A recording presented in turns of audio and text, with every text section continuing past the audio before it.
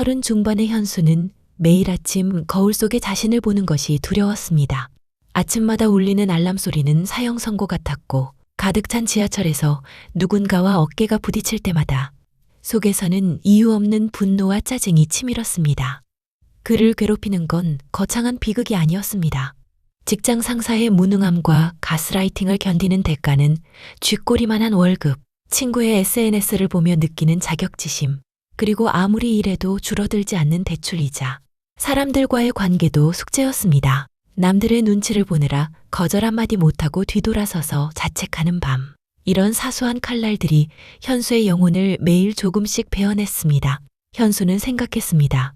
이 지긋지긋한 스트레스와 무력감, 그냥 감각 자체가 사라졌으면 좋겠다고 말이죠. 퇴근길, 쏟아지는 비를 피해 들어간 낡은 상가 지하에는 간판도 없는 감정 상점이 있었습니다. 가게 안에는 먼지 쌓인 유리병들이 가득했습니다. 주인은 속을 알 수 없는 미소를 지으며 현수에게 검은색 유리병 하나를 건넸습니다. 현대인들은 참 무거운 걸 많이 들고 다녀요. 그 비참함, 짜증, 미래에 대한 불안, 그거 다 저한테 파시겠습니까? 돈은 필요 없어요. 당신이 버린 그 쓰레기들이 저한테는 아주 귀한 수집품이거든요. 현수는 반신반의하며 서명했습니다. 그 순간 가슴속을 꽉 채우고 있던 검은색 잉크 같은 불쾌한 기분들이 투명하게 씻겨나가는 기분을 느꼈습니다. 다음 날부터 진우의 삶은 경이로울 정도로 편해졌습니다. 상사가 서류를 던지며 인격 모독을 해도 진우는 눈 하나 깜빡하지 않고 미소를 지으며 네, 알겠습니다. 다시 해오죠. 라며 평온하게 말을 할 뿐이었습니다. 화가 나지 않으니 판단은 냉철해졌고 감정이 섞이지 않은 일 처리는 효율의 끝을 달렸습니다. 화가 나지 않으니 판단은 기계처럼 정확해졌고 사람들의 비아냥도 그저 배경소음처럼 들릴 뿐이었죠. 불안함과 가난 때문에 느끼던 위축감도 사라졌습니다. 현수는 이제야 자신이 세상의 주인공이 된 것 같았습니다. 하지만 그는 몰랐습니다. 슬픔과 분노라는 고통을 제거하면서 그와 동전의 양면처럼 붙어있던 인간을 인간답게 만드는 공감과 연민이라는 감정까지 함께 뽑아냈다는 사실을요. 어느 날 오랫동안 현수를 뒷바라지했던 연인 지수가 울며 찾아왔습니다. 그녀는 회사에서 큰 고초를 겪고 위로를 바라며 현수의 품에 안겼습니다. 예전의 현수라면 함께 화를 내주며 그녀를 달랬겠지만 지금의 현수는 눈물을 흘리는 지수의 얼굴을 보며 왜 저렇게 비효율적인 에너지를 소비할까라는 생각뿐이었습니다. 지수야, 온다고 문제가 해결돼? 짜증나면 그냥 안 느끼면 되잖아. 네가 지금 오는 건 시간 낭비야. 그럴 시간에 대안을 찾아. 현수의 차가운 미소에 지수는 소스라치게 놀라며 뒷걸음질 쳤습니다. 현수의 눈에는 더 이상 사랑도 연민도 남아있지 않았습니다. 오직 감정이 없는 자의 오만한 여유만이 서늘하게 감돌고 있었습니다. 지수는 현수의 낯선 눈빛을 견디지 못하고 짐을 쌌습니다. 문을 열고 나가는 마지막 순간까지도 그녀는 현수의 눈에서 일말의 흔들림을 찾으려 했죠.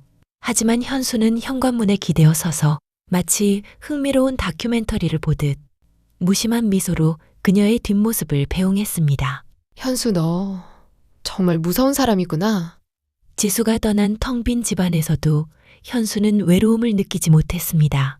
외로움 또한 그가 팔아버린 부정적인 감정 중 하나였으니까요. 오히려 그는 홀가분했습니다. 이제 감정적인 소모 없이 자신의 완벽한 일상에만 집중할 수 있게 되었다고 생각했습니다. 현수의 직장 생활은 승승장구했습니다. 누군가 구조조정으로 눈물을 흘리며 짐을 싸도 현수는 눈 하나 깜빡하지 않고 그들의 업무를 인수받아 처리했습니다. 동료들은 그를 터미네이터라 부르며 멀리했지만 현수는 상관없었습니다. 그런데 어느 날부터 기이한 현상이 나타났습니다. 거울 속 자신의 모습이 어딘가 비뚤어져 보이기 시작한 것입니다. 분명 무표정을 지으려 하는데 입꼬리가 마치 보이지 않는 낚싯줄에 걸린 것처럼 위로 팽팽하게 당겨지고 있었습니다. 잠을 잘 때도 샤워를 할 때도 입가는 경련하듯 미소를 유지했습니다. 이제 현수는 웃고 싶지 않아도 웃음을 멈출 수 없는 상태가 되었습니다. 현수는 공포를 느끼려 애쓰며 다시 그 지하 상가의 감정 상점을 찾아갔습니다. 상인은 예전보다 훨씬 더 불어난 유리병들을 닦으며 그를 맞이했습니다. 주인장, 내 입이 이상해. 왜 계속 웃음이 안 멈추는 거야? 현수의 물음에 상인은 돋보기 너머로 비릿한 웃음을 지었습니다. 아, 그건 부작용이 아닙니다. 슬픔과 분노라는 무게추를 다 팔아버렸으니 당신의 감정선이 가벼워져서 위로만 치솟는 게 당연하죠. 이제 당신은 죽을 때까지 행복의 가면을 쓰고 살아야 합니다. 그게 당신이 원하던 고통 없는 삶 아니었나요? 현수는 상인의 멱살을 잡으려 했지만 손에 힘이 들어가지 않았습니다. 분노가 없으니 행동을 뒷받침할 에너지가 생기지 않는 것이었습니다. 그때 상점 문이 열리며 지수가 들어왔습니다. 그녀는 현수와 헤어진 후 겪은 극심한 우울증을 이기지 못하고 이곳까지 찾아온 것이었습니다. 현수야, 너도 여기 있었어? 나 이제 너무 힘들어서 너처럼 다 있고 싶어. 지수의 눈은 이미 생기를 잃어 있었습니다. 그녀가 계약서를 받고 지장을 찍으려는 찰나 현수의 가슴 한구석에서 아주 작은 진동이 느껴졌습니다. 그것은 그가 미처 팔지 못하고 남겨두었던 지수에 대한 마지막 미안함 한 조각이었습니다. 현수는 그녀를 막아야 한다고 생각했습니다. 하지만 입 밖으로 나온 말은 그의 의지와 전혀 달랐습니다. 잘 생각했어, 지수야. 그거 팔면 정말 편해. 너도 나처럼 이렇게 행복해질 수 있어. 현수는 절규하고 싶었습니다. 하지만 그의 얼굴은 세상에서 가장 화사하고 즐거운 미소를 지으며 연인에게 파멸의 길을 권하고 있었습니다. 결국 지수는 계약서에 지장을 찍었습니다. 그 순간 지수의 눈에서 쉴 새 없이 흐르던 눈물이 마법처럼 멈췄습니다. 그녀는 멍하니 현수를 바라보더니 이내 현수와 똑같은 기괴하고 화사한 미소를 지어 보였습니다. 어머, 현수야. 나 이제 하나도 안 슬퍼. 우리가 왜 헤어졌었지? 그게 기억이 안 날 정도로 기분이 너무 좋아. 지수는 마치 망가진 인형처럼 가볍게 웃으며 상점을 나갔습니다. 현수는 그녀를 붙잡고 싶었습니다. 하지만 슬픔이 없는 현수에게는 그녀를 붙잡아야 할 간절함도 그녀가 망가졌다는 비극성도 느껴지지 않았습니다.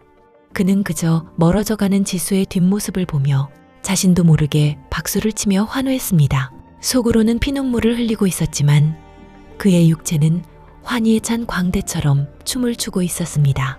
현수의 삶은 겉으로 보기에 완벽해졌습니다. 하지만 그가 팔아버린 것은 단순한 짜증이나 슬픔이 아니었습니다. 결정적인 사건은 현수를 그토록 아꼈던 사수의 부친상에서 터졌습니다. 장례식장에 도착한 현수는 눈물을 흘리며 상주 자리를 지키는 사수를 보며 생각했습니다. 사람들은 왜 이 당연한 자연의 섭리에 저렇게 에너지를 낭비할까? 조문객들이 숙연하게 고개를 숙이고 있을 때 현수는 사수에게 다가가 밝은 목소리로 인사를 건넸습니다. 팀장님, 아버님 연세도 있으셨는데 고생 그만하시고 이제 좀 편해지셔야죠. 오히려 좋은 일 아닌가요? 육개장도 맛있는데 좀 드시면서 웃으세요. 경악한 조문객들이 현수를 쳐다봤지만 현수는 자신이 무엇을 잘못했는지 전혀 깨닫지 못했습니다.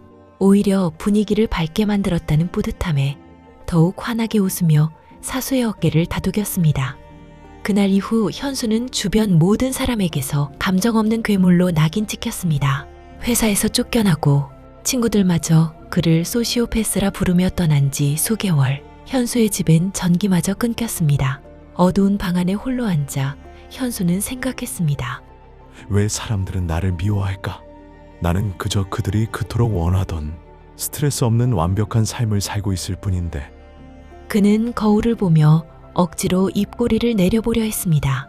하지만 입가 근육은 이미 마비된 듯 위로 팽팽하게 당겨져 있었습니다. 웃고 싶지 않아도 웃어야 하고 슬퍼하고 싶어도 눈물샘은 말라버린 상태.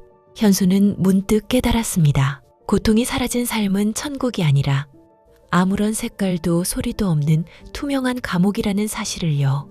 현수는 이제 깨달았습니다. 상인이 가져간 것은 나쁜 감정이 아니라 현실 속에서 타인과 함께 살아가게 만드는 인간의 윤리적 감각과 공감의 기능 그 자체였다는 것을요. 현수는 미친 듯이 골목을 헤매 다시 그 감정 상점을 찾아냈습니다. 상인은 수많은 검은 유리병들 사이에서 가장 짙고 어두운 병 하나를 닫고 있었습니다. 주인장, 이거 가져가. 당신이 준 이 빌어먹을 평온함 다시 가져가라고. 차라리 예전처럼 괴롭고 싶어. 현수의 절규에도 불구하고 그의 얼굴은 여전히 화사하고 즐거운 미소를 짓고 있었습니다. 상인은 그 기괴한 얼굴을 흥미롭게 쳐다보며 말했습니다. 버릴 땐 마음대로 했지만 되찾는 건 쉽지 않습니다. 당신이 팔아버린 슬픔과 분노는 그동안 이 병 안에서 당신이 외면한 진실들을 먹고 거대졌거든요. 이걸 다시 몸에 넣는 순간 당신은 그동안 밀려있던 모든 고통을 단 1초 만에 한꺼번에 겪게 될 겁니다. 당신의 심장이 감당하지 못하고 터져버릴 수도 있어요. 괜찮으시겠습니까? 현수는 망설임 없이 고개를 끄덕였습니다. 상인이 병을 깨뜨리자 시커먼 연기가 현수의 심장을 파고들었습니다. 그 순간 억눌려 있던 수개월치의 감정이 폭포처럼 몰려왔습니다. 사수에게 가했던 모진 말들에 대한 수치심, 지수를 떠나보는 자책감, 혼자 남겨진 외로움, 그리고 자기 자신에 대한 혐오까지. 그 모든 감정이 날카로운 칼날이 되어 현수의 영혼을 난도질했습니다. 현수는 가슴을 움켜쥐고 바닥을 뒹굴었습니다. 숨이 막히고 심장이 터질 것 같았지만 역설적이게도 현수는 생전 처음으로 살아있다는 강렬한 감각을 느꼈습니다. 뺨을 타고 흐르는 뜨겁고 짠 눈물. 그 고통스러운 액체가 얼마나 그리웠는지 모릅니다. 다음 날 아침 청소부에 의해 발견된 지하 상가 입구에는 현수가 차갑게 식어 있었습니다. 그의 얼굴은 눈물과 콧물로 범벅이 된 채 처절하게 일그러져 있었지만 역설적이게도 그 표정은 세상 어느 누구보다 평온하고 인간다워 보였습니다. 상점은 흔적도 없이 사라졌고 상인은 낡은 쪽지 한 장을 현수의 손에 쥐어주고 사라졌습니다. 슬픔은 당신을 파괴하기 위해 존재하는 것이 아닙니다. 당신이 인간임을 잊지 않게 하려는 가장 뜨거운 심장박동입니다. 오늘 이야기 어떻게 보셨나요? 매일 반복되는 스트레스와 마음의 상처들, 때로는 이 모든 걸 통째로 도려내고 싶을 때가 있죠. 하지만 기억하세요. 우리가 그토록 버리고 싶어 했던 그 아픈 눈물과 짜증들이 사실은 타인의 아픔을 이해하고 나 자신을 지켜내게 하는 가장 인간다운 근육이었다는 것을요. 오늘 밤 당신의 마음을 힘들게 하는 그 슬픔을 너무 미워하지 마세요. 그건 당신의 영혼이 여전히 살아있다는 가장 뜨거운 증거니까요. 별빛 기담이었습니다. 오늘도 인간다운 밤 되시길 바랍니다.